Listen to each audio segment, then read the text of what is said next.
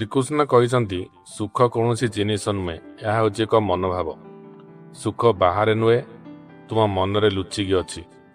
ଯେଉଁ ମଣିଷର ମନ ଶାନ୍ତ ସେହି ମଣିଷ ପ୍ରକୃତରେ ଧନୀ। ଜୀବନରେ ପ୍ରକୃତ ସୁଖ କେବେ ବି ବାହାର ଜଗତର ଜିନିଷ ଉପରେ ନିର୍ଭର କରେ ନାହିଁ। ଧନ ସମ୍ପତ୍ତି ଖ୍ୟାତି କିମ୍ବା ଲୋକଙ୍କ ପ୍ରଶଂସା ଆମକୁ କିଛି ସମୟ ପାଇଁ ଖୁସି ଦେଇପାରେ, କିନ୍ତୁ ସେହି ସୁଖ ଅସ୍ଥାୟୀ।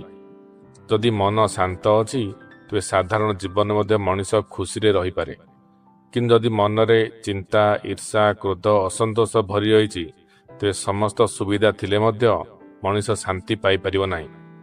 ଏହି କାରଣରୁ ଅନେକ ଧନୀ ଲୋକ ମଧ୍ୟ ଦୁଃଖୀ ରହନ୍ତି, ଆଉ କିଛି ସାଧାରଣ ଲୋକ ଛୋଟ ଛୋଟ ଜିନିଷରେ ମଧ୍ୟ ଆନନ୍ଦ ଖୋଜି ନେଇଥାନ୍ତି।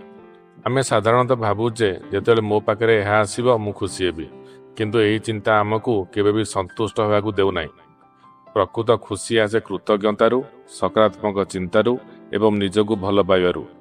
ଯେତେବେଳେ ମଣିଷ ନିଜ ମନକୁ ନିୟନ୍ତ୍ରଣ କରିବା ଶିଖିଯାଏ ସେତେବେଳେ ସେ ପ୍ରତ୍ୟେକ ପରିସ୍ଥିତିରେ ଖୁସି ରହିପାରେ। ସେଥିପାଇଁ ଆମେ ବାହାର ଜଗତକୁ ବଦଳାଇବା ପୂର୍ବରୁ ନିଜ ଭିତରକୁ ସୁଧାରିବା ଆବଶ୍ୟକ। ଧ୍ୟାନ, ସକାରାତ୍ମକ ଚିନ୍ତା, ଭଲ କାମ ଓ ଆତ୍ମବିଶ୍ୱାସ ଆମ ମନକୁ ଶକ୍ତିଶାଳୀ କରେ।